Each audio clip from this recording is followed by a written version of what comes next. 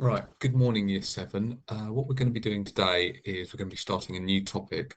It's all about magnets. However, before we do that, we need to go through the answers for the test that we did at the end of last term. So, what you should have is your test, which was this. Hopefully you remember what it is. So we'll go through the questions and I'll show you the answers and you can give yourself a mark and then a final score.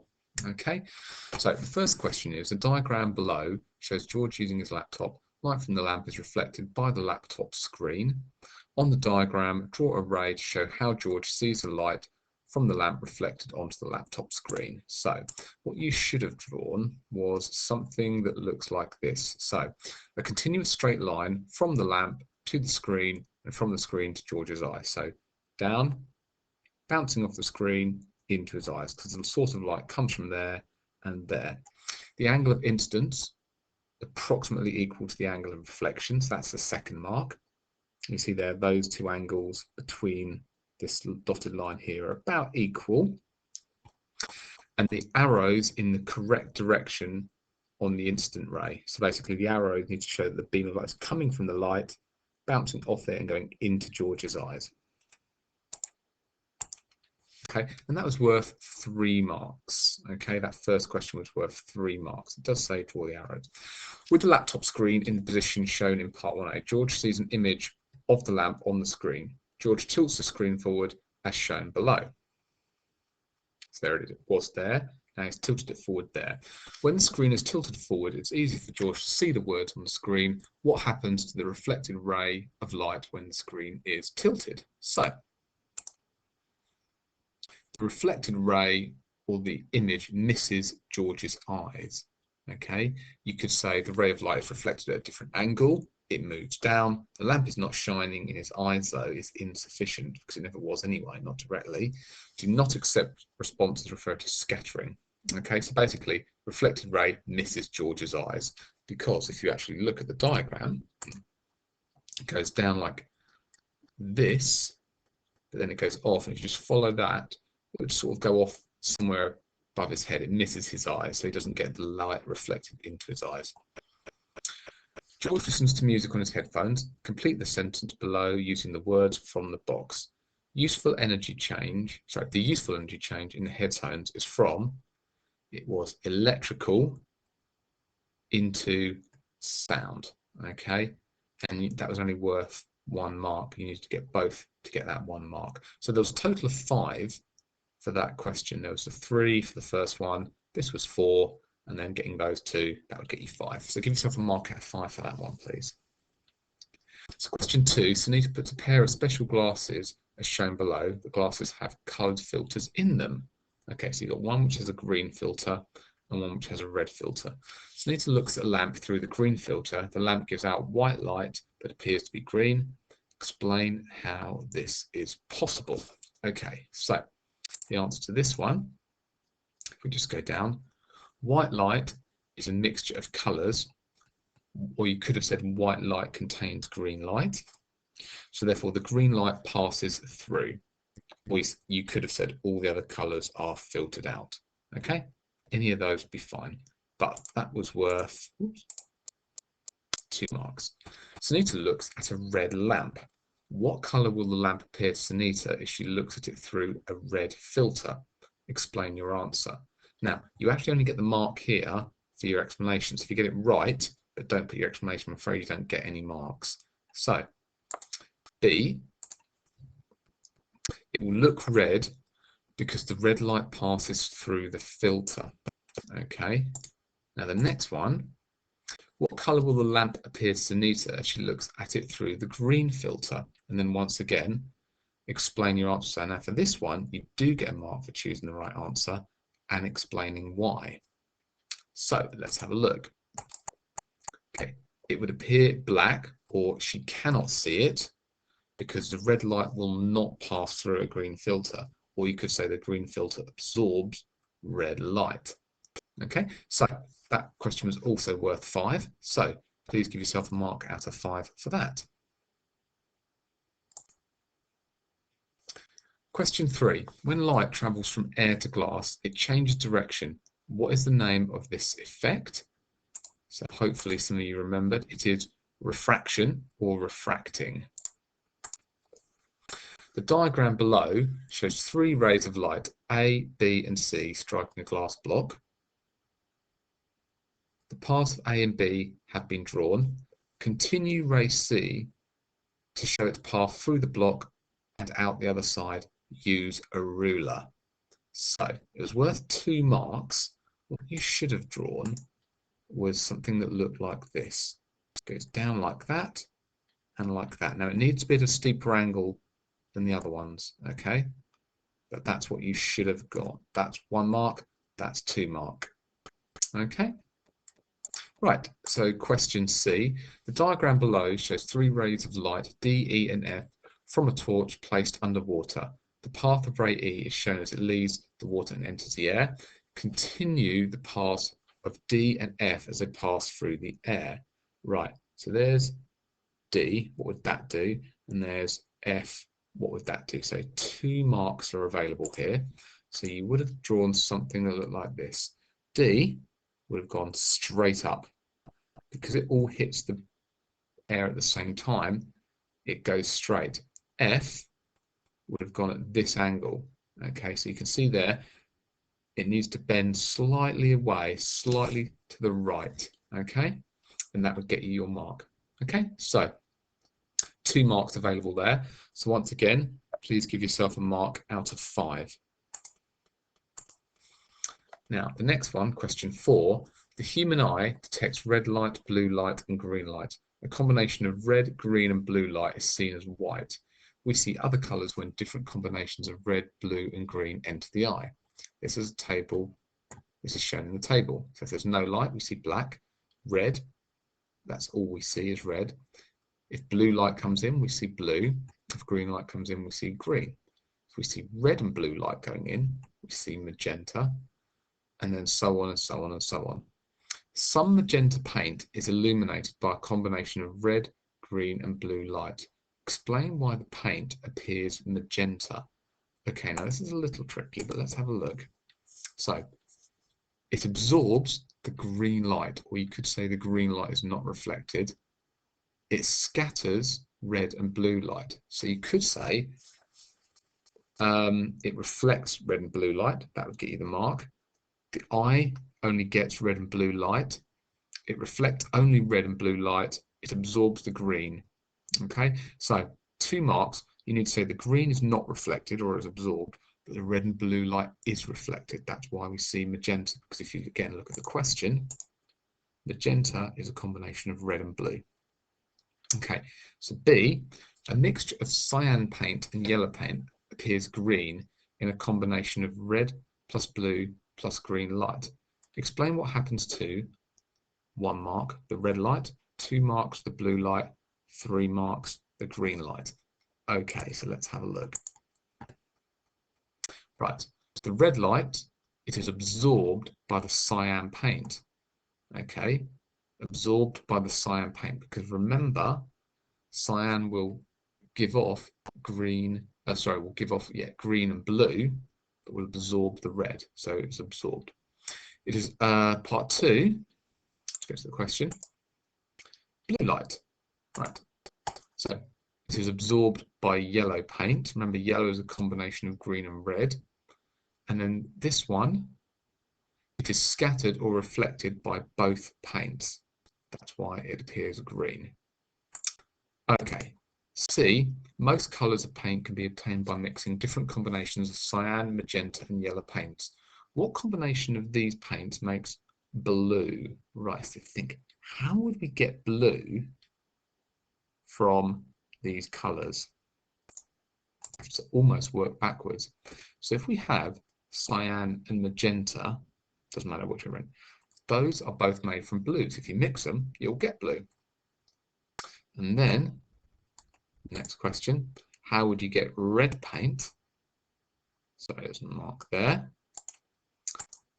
You need magenta and yellow, because both of those colours contain red.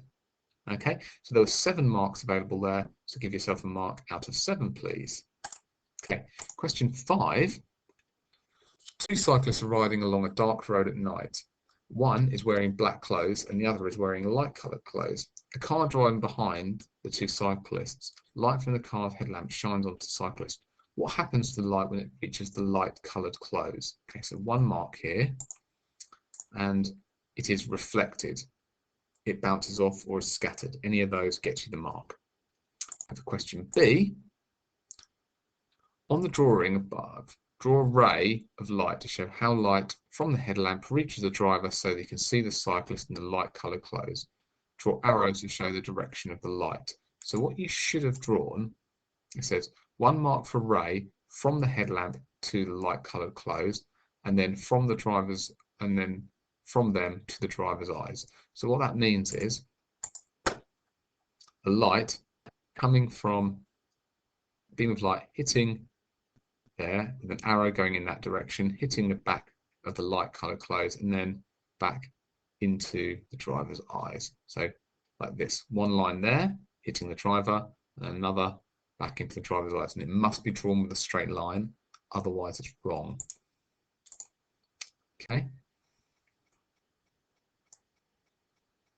Okay, going down. Okay, so question C. What happens to the light when it reaches the black clothes? Quite simply, it is absorbed. Okay, it is absorbed. So 5 marks for that question. Give yourself a mark out of 5. And question 6. Peter had 2 different coloured tennis balls as shown below. One was a white ball and one was a green ball. He shone white light through a red filter onto each ball. So there's his white light, there's his red filter, there's his white ball. The white ball appeared red. Explain why it appeared red. Now, 2 marks here. Only the red light passes through the filter. The ball is white. Now remember, white is a combination of all colours, so it will reflect that red light and make the ball appear red. So only red light passes through the filter, or words to that effect, 1 mark. The ball reflects red light, 2 marks. Now, with the green ball, what happens is slightly different. So it asks you, what colour did this ball appear? And then explain your answer, 2 marks. So the ball appeared black because the green ball does not reflect red light or the light that passes through the filter. Because the ball absorbs all the light, it is it appears black. So just to be clear about that, white light contains all the colours, but the red filter filters out them all except for red. So only red light is going through the filter. Now the green ball, because it's green, only reflects green light, but no green light is getting through, only red light is. So therefore the red light is absorbed, which means this ball appears black. Okay. Peter set up a different experiment. He cut 3 holes in a piece of card. 2 of the holes were covered by coloured filters as shown. Okay, one had a red filter, one had a green filter, and one was completely clear. Peter placed a red filter between the piece of card and the white screen. He shone the white light at the piece of card with 3 holes in it. So remember, we've got a red filter at the top, green filter in the middle, clear at the bottom. There's a red filter, there is a white screen. What would Peter see on the screen? Now, this is only worth 1 mark, but you do need to think about this one. He would see 2 red spots. Okay, now let's just think why. Okay, so the red light would go through there. It would go through the red filter, and that would appear there. The white light would go through the green filter, but be stopped by the red filter, so there'd be nothing there. The clear filter would allow all the light through. The red light would go through the red filter and appear there as a dot. Okay, so 2 red dots. So give yourself again a mark out of 5 for that question. And then question 7, James shone a ray of light at a mirror as shown below. So we did mirrors. He measured the angle of reflection for different angles of incidence, and his results are shown below. Which angle of reflection was not measured accurately?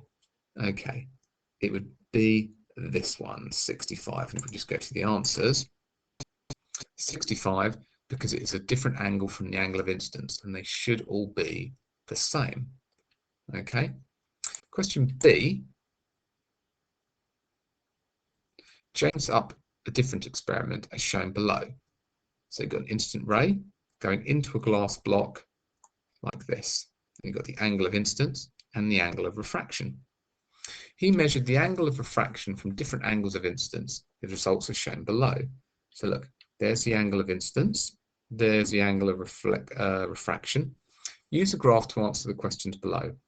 When the angle is 20 degrees, sorry, when the angle of refraction is 20 degrees, what's the angle of incidence? Okay, so there's the angle of refraction, 20 degrees, you go along, and then down.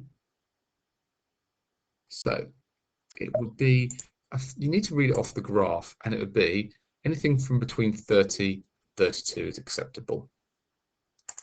In the next question, what conclusion can James draw from his graph? When the light passes from air into glass, the angle of incidence is always greater than or bigger than the angle of refraction. Okay. Question C, just sort of showed you there. On diagram 2, draw a line to continue the reflected ray as it leaves the glass. So go back to this diagram. This is diagram 2, and it should have had a beam of light coming out there like that. That would have been the completed one just there. So that was worth 4 marks in total, that question. So give yourself your final marks and toss it all up. Okay, so if you want, you can email me your final marks for that. That'd be brilliant. And then in a moment, we will start magnets. Okay, so just carrying on. Firstly, what is a magnet? Now, obviously, you're not going to be in pairs, but I'd like to try and come up with a definition for what a magnet is. Okay. So pause the video now and see if you can come up with what a magnet is. So a magnet is any piece of metal that can attract other magnetic materials.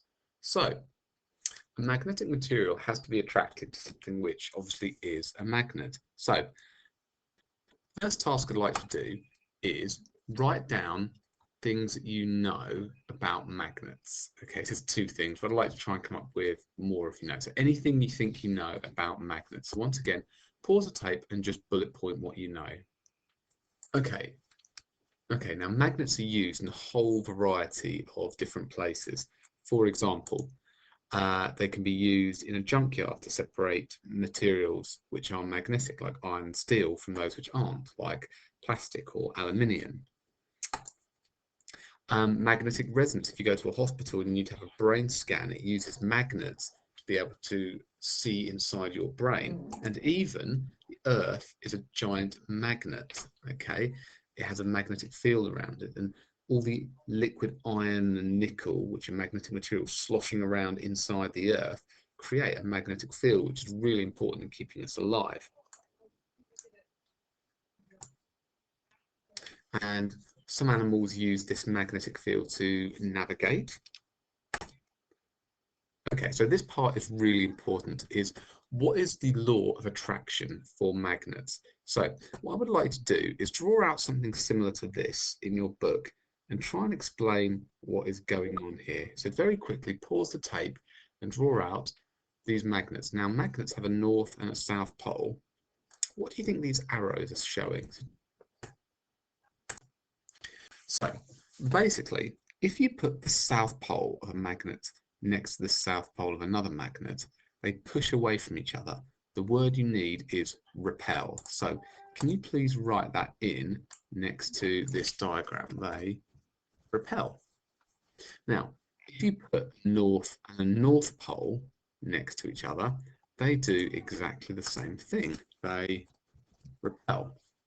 However, if you put a north and a south pole of a magnet together, they do something different. They attract.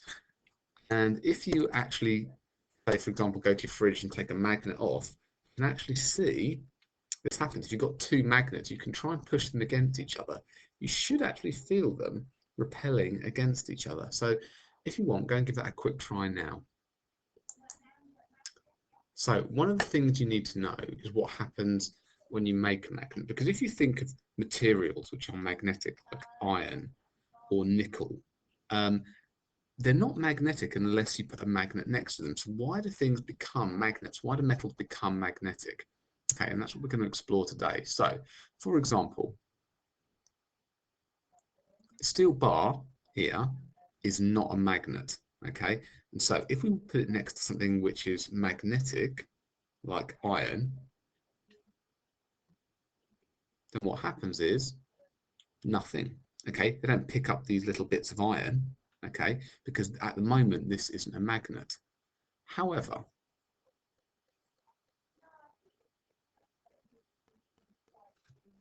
what we can do to turn it into a magnet is this. Now, if we get a magnet with a north and south pole, we stroke our steel bar, and what happens is something rather miraculous, something rather strange. As we stroke it, it now has become a magnet. Okay, so this steel bar has gone from being just ordinary steel to becoming a magnet. How has this happened? Okay, so let's have a closer look at what's actually happening. Now imagine that this is like the steel bar. This tube of little bits of steel is like the steel bar. Okay, watch what happened when we stroke them with a permanent magnet. Okay, so there's our magnet. We stroke it the same way, back and back and back. And if we keep doing that, you can see a minute ago, they were all randomized like this. See, these ones here are all random, pointing in different directions, but these ones have all aligned. And what that means is, if we look closer, the reason these have all aligned is because each one of these little spaces is like a little magnet in its own right. Okay, just like this. You can see here they're all jumbled up, pointing in different directions. And so all the little magnets kind of cancel each other out. But if you stroke them with a magnet, they all align and they all start pulling in the same direction.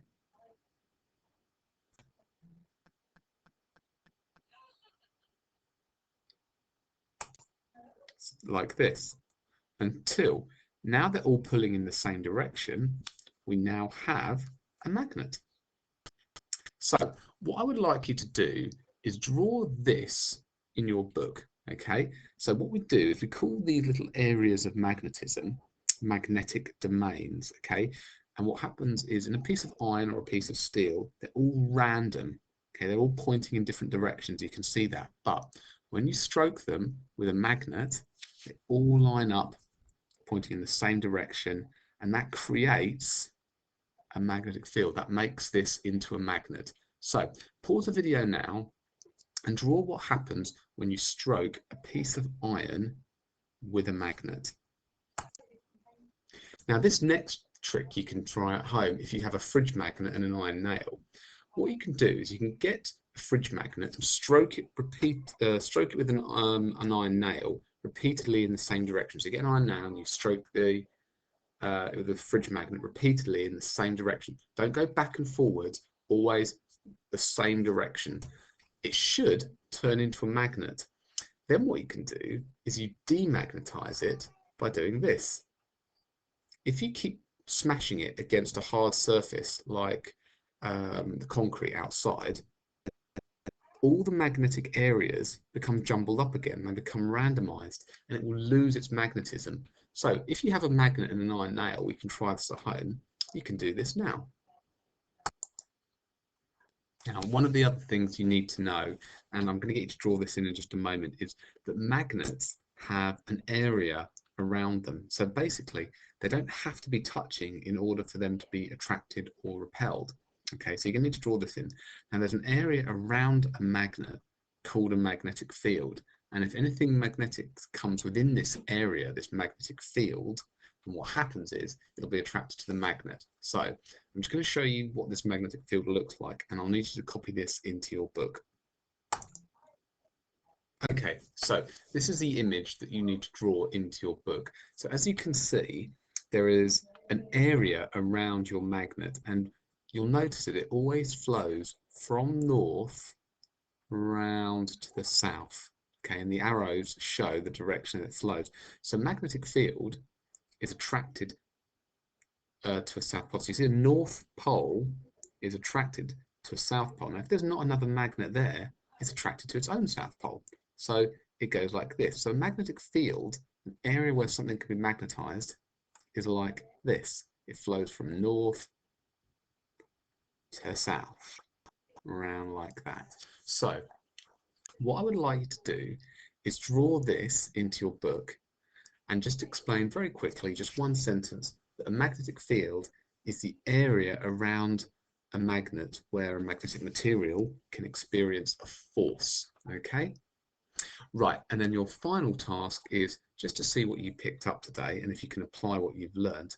There is a sheet in assignments which is about compasses which use magnets. I want you to see if you can answer the questions on that. Now, it'll mean you have to apply what you've learned and try and make sense of it. Okay, so I'll be online if you need me, and good luck.